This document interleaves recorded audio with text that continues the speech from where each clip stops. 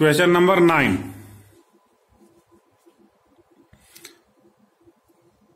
Question says that leakage factor has the dimension of option first length, second time, third velocity, fourth resistance. तो याद रखिए leakage factor का dimension length होता है। Leakage factor है क्या? तो सेमी कन्फाइंड एक्यूफर का प्रॉपर्टी है। Leakage factor, hydraulic resistance, hydraulic conductivity और सेमी कन्फाइंड एक्यूफर का थिकनेस, ये चारों टर्म में रिलेशन है। क्या रिलेशन है? तो आप पढ़े होंगे हाइड्रोलिक रेजिस्टेंस बराबर लीकेज फैक्टर का स्क्वायर बटा हाइड्रोलिक कंडक्टिविटी गुना थिकनेस, मतलब C बराबर B स्क्वायर बटा KB। पूछ देता है, अगले ऑप्शन में पूछ देगा, इसी किताब में, इसी क्वेश्चन बैंक में कहीं ना कहीं पूछ देगा।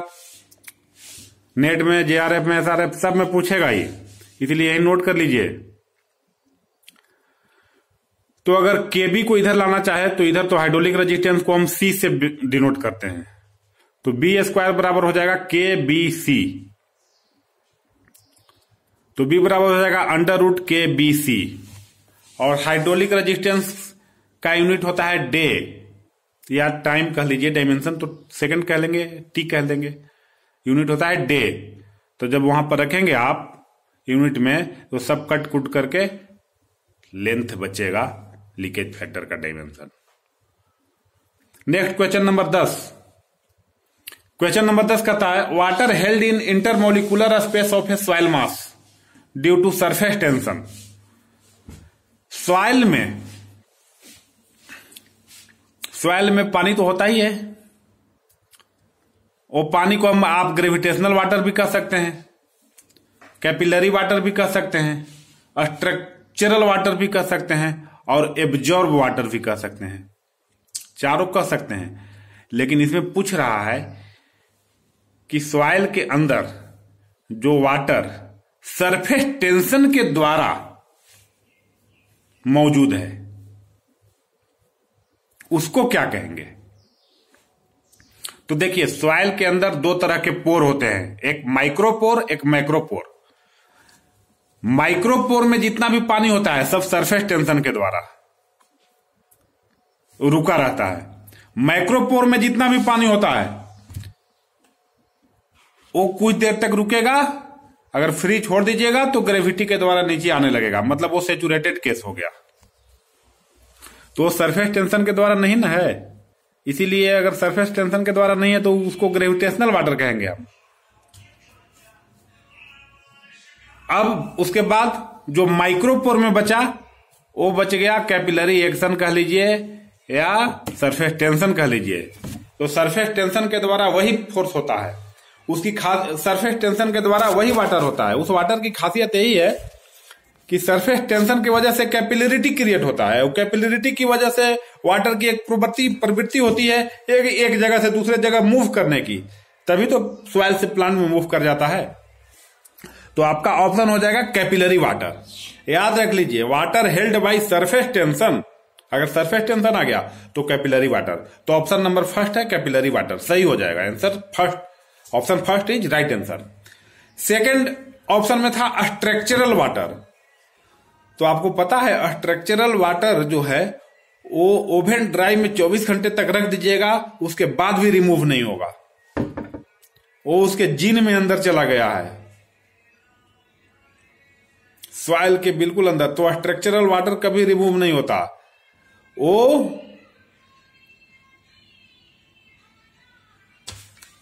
कभी रिमूव नहीं होता, ठीक है। उसके बाद है ग्रेविटेशनल वाटर। तो ग्रेविटेशनल वाटर आपको हमने बता ही दिया कि ये सरफेस टेंशन के द्वारा नहीं पकड़ा होता है, मैक्रोपोर में फील होता है और मौका मिलते ही ये नीचे आ जाएगा। उसके बाद है एब्जॉर्ब्ड वाटर, इसको हाइग्रोस्कोपिक वाटर कहते हैं। ये भी परमानेंट फिक्स है, ये भी निकलेगा नहीं चाहे आप लाख गर्म कर लीजिए। तो निकलते हैं दो ही, कैपिलरी वाटर और ग्रेविटेशनल वाटर। ग्रेविटेशनल का मूवमेंट ऑटोमेटिक हो जाता है, जो कि माइक्रोपोर में होता है। अब किस फोर्स से बंधा है ये पता नहीं है, माइक्रोपोर में होता है, कोई फोर्स वोर्स से नहीं बंधा। अगर बंधा होता तो नीचे थोड़ी ना आता। तो ठीक है। अब next question number 11। Question number 11 में सेम रिपीटेड क्वेश्चन है जो क्वेश्चन नंबर 8 में आया है। अब नेक्स्ट क्वेश्चन नंबर 12 कहता है an agricultural land is said to be water locked. Agricultural land water locked land कहलाएगा कब? किसी भी एग्रीकल्चर लैंड को हम वाटर लॉक्ड लैंड कहें कब? तो इसका ऑप्शन नंबर 4 सही हो जाएगा। ऑप्शन नंबर 4 क्या है? The soil pore in the root zone get saturated with water either by actual water table or by its capillary fringe. किसी भी लैंड को आप वाटर लॉक्ड कब कहेंगे? जब लैंड के ऊपर पानी भर जाए। तो पानी भर जाएगा तब तो तालाब कहेंगे। ऑप्शन नंबर फर्स्ट में वही है कि जब लैंड के ऊपर पानी का पॉन्डिंग होने लगे। तो नहीं, इसको वाटर लॉक्ड नहीं कहेंगे, इसको तो हम तालाब कहने लगेंगे। उसके बाद दूसरा ऑप्शन है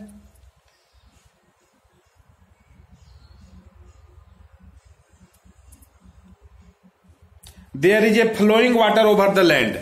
सरफेस के ऊपर पानी बहने लगे, तो बहते हुए पानी बह रहा है तो बरसात में भी बहने लगता है। तो नहीं, बहते हुए पानी को नहीं कहेंगे। अब देखेंगे सिचुएशन की क्या है, लेकिन सिर्फ कह रहा है सिर्फ बहता हुआ पानी सरफेस पर, उसको वाटर लॉक, तो नहीं, उसको नहीं कहेंगे। तीसरा नंबर है the pH value of the soil become as high as 8.5। Soil की पीएच ज्यादा हो जाएगा तो इसको आप वाटर लॉक कहेंगे? नहीं, इससे वाटर लॉक को क्या मतलब है? पीएच ज्यादा हो जाएगा तो अल्कली सॉइल होगा। चौथा नंबर वो था जो सही वाला आंसर था।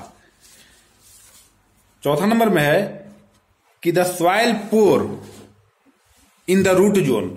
मान लीजिए ये सरफेस है, सरफेस के नीचे प्लांट है, ये प्लांट का जड़ है, नीचे तो जड़ ही होगा ना, ये सरफेस है तो नीचे जड़ होगा।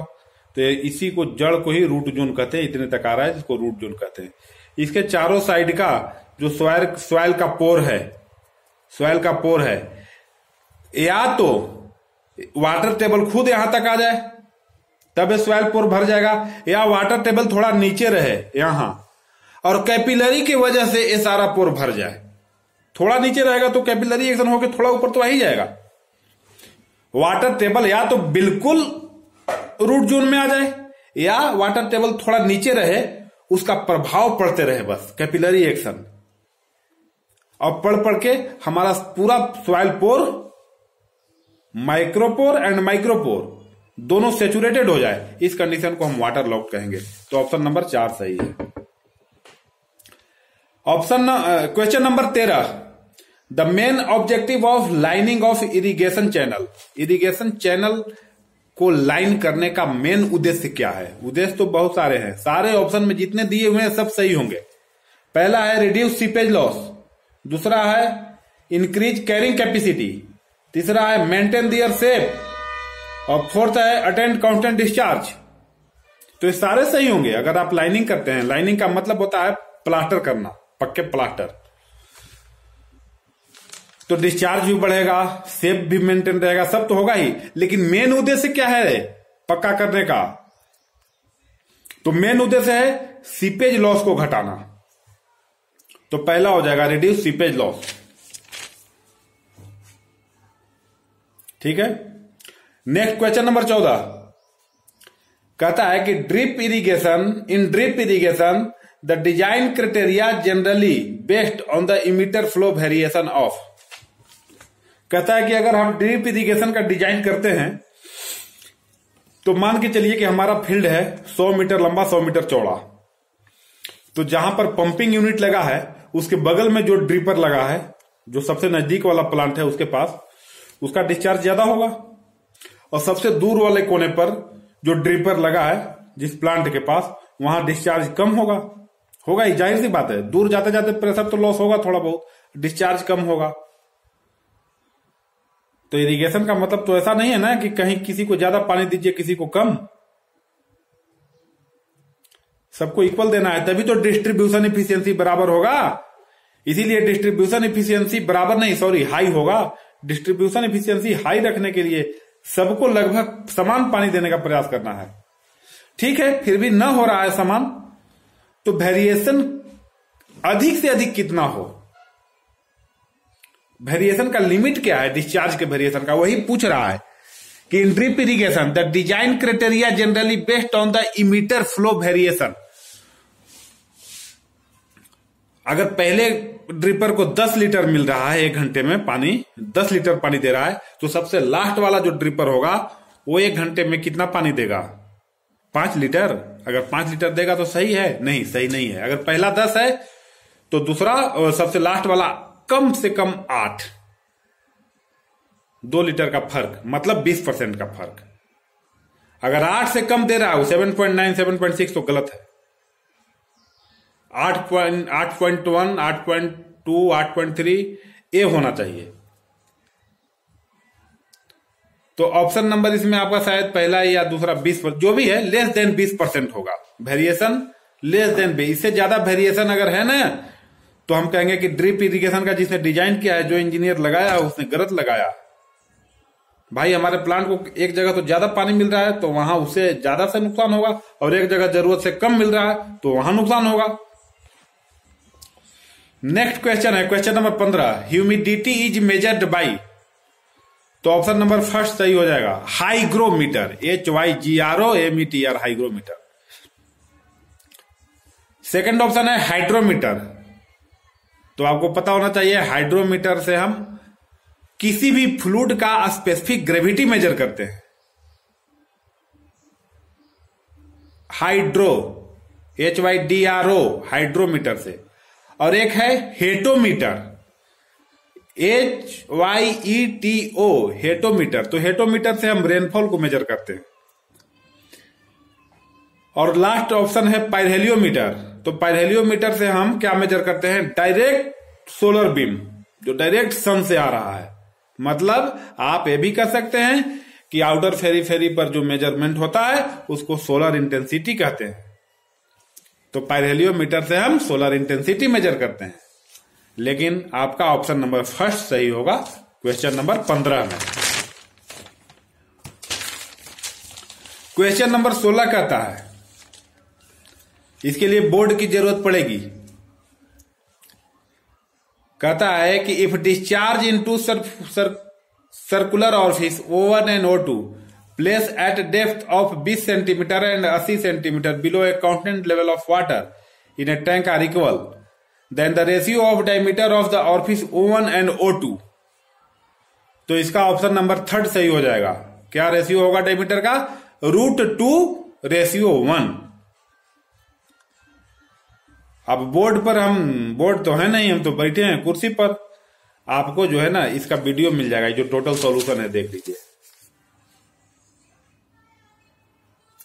इसका वीडियो बना करके ना इसमें डाल देंगे, तो आप इसमें से देख लेंगे बच्चे कि कैसे होता है। और ये बहुत जरूरी है, हर क्वेश्चन में घुमा फिरा कैसे पूछ देता है क्वेश्चन, चाहे कोई भी एग्जाम दे लीजिए। ऑब्जेक्टिव अगर आपका एग्जाम है तो पूछेगा ही।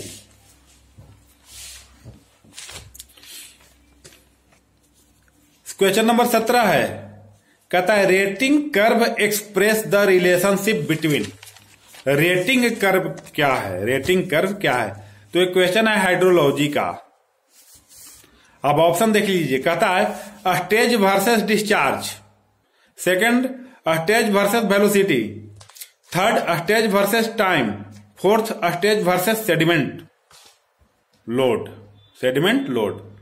तो ऑप्शन नंबर फर्स्ट सही हो जाएगा, stage versus discharge. Rating curve क्या होता है?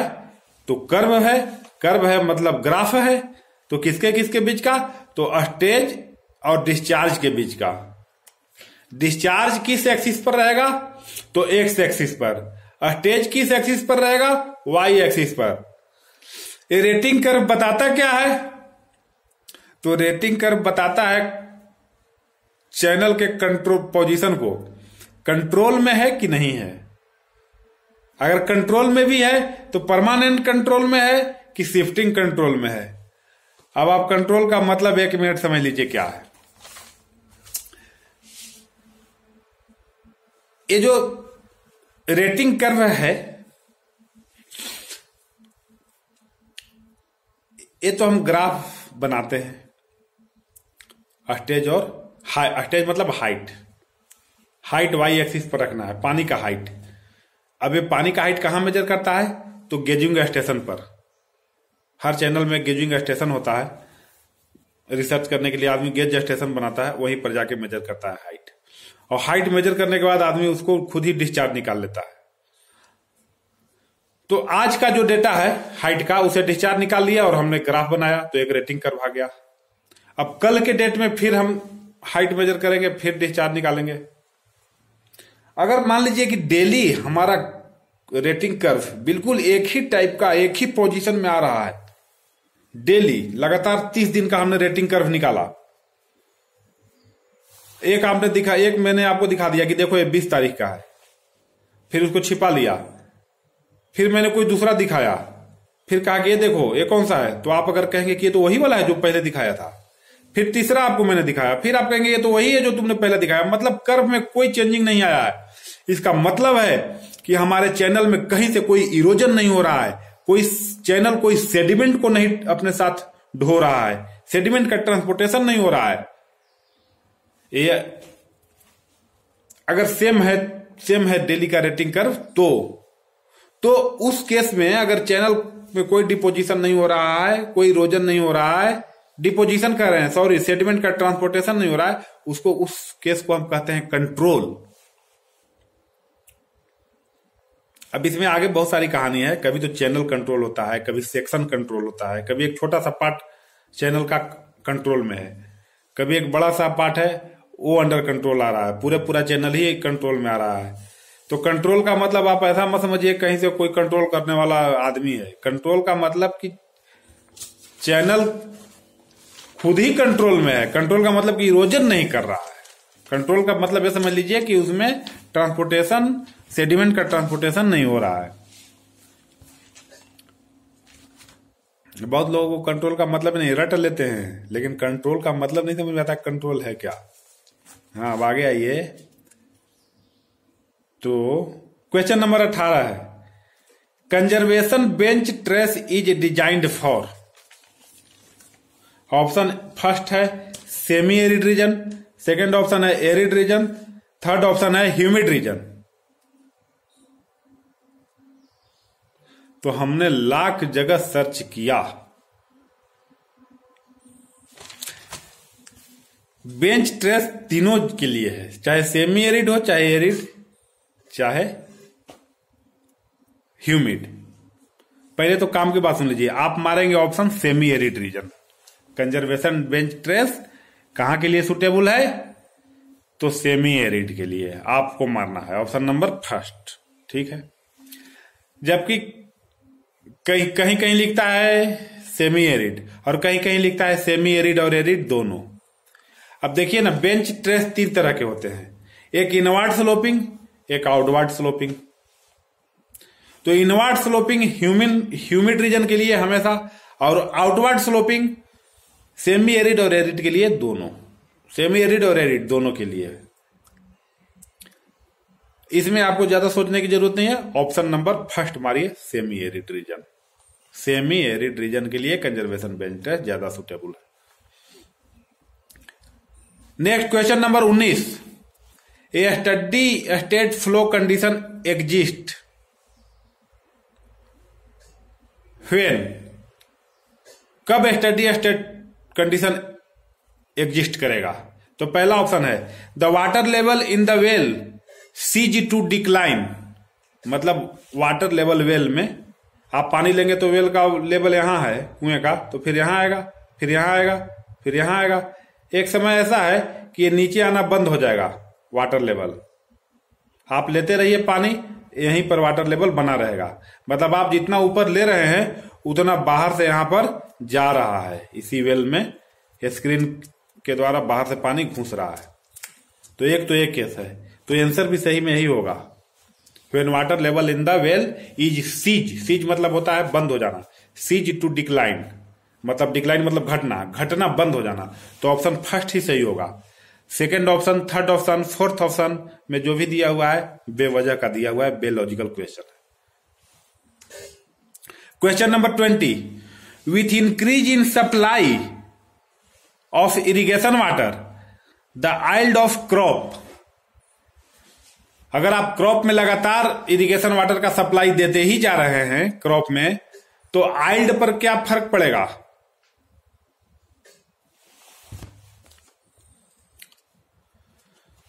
तो इसका राइट आंसर होगा ऑप्शन नंबर 4। कहता है yield increases up to certain limit, कुछ एक सर्टेन लिमिट तक तो इंक्रीज करेगा, आफ्टर दैट इट डिक्रीजेज, उसके बाद घटना शुरू हो जाएगा आइल्ड, मतलब उत्पादकता, प्रोडक्टिविटी। तो सही बात है, आपको पानी लिमिट भरी चाहिए ना। आप कंटिन्यूअस कर रहे हैं, क्वेश्चन कर रहा है with increases supply, with increases supplied irrigation water, मतलब लगातार आप इरिगेशन वाटर बढ़ा ही रहे हो, तो बढ़ा ही रहे हो तो लास्ट में तो गला देगा प्लांट को। ठीक है, तो वही चौथा नंबर ऑप्शन सही होगा। और बाकी पहला में है, कह रहा है इंक्रीजेज कंटिन्यूअसली, मतलब आइल्ड हमेशा इंक्रीज ही करते रहेगा। आप पानी देते रहिए, आइल्ड बढ़ते ही जाएगा। गलत बात, पहला नंबर ऑप्शन गलत। दूसरा नंबर है डिक्रीजेज कंटिन्यूअसली, ये कौन सी बात है भाई? पानी हम बढ़ा रहे हैं तो वो कंटिन्यूअसली डिक्रीज ही करेगा? नहीं, डिक्रीज करेगा बाद में, पहले बढ़ेगा फिर घटेगा। ये कह रहा है कंटिन्यूअसली डिक्रीजेज, तो गलत। उसी तरह थर्ड नंबर ऑप्शन है increases up to certain limit and then becomes constant. आप पानी देते जा रहे हैं इरिगेशन के द्वारा, और प्रोडक्टिविटी कर रहे हैं कि बढ़ रहा है, और जब बढ़ के यहां पर आ गया तो अब एक कांस्टेंट हो गया। कांस्टेंट थोड़ी रहेगा, आप जब पानी जरूरत से ज्यादा दे रहे हैं तो फिर उसके बाद घटेगा। तो ऑप्शन नंबर 4 सही हो जाएगा। तो ये हो गया 20 question. Next question next video में।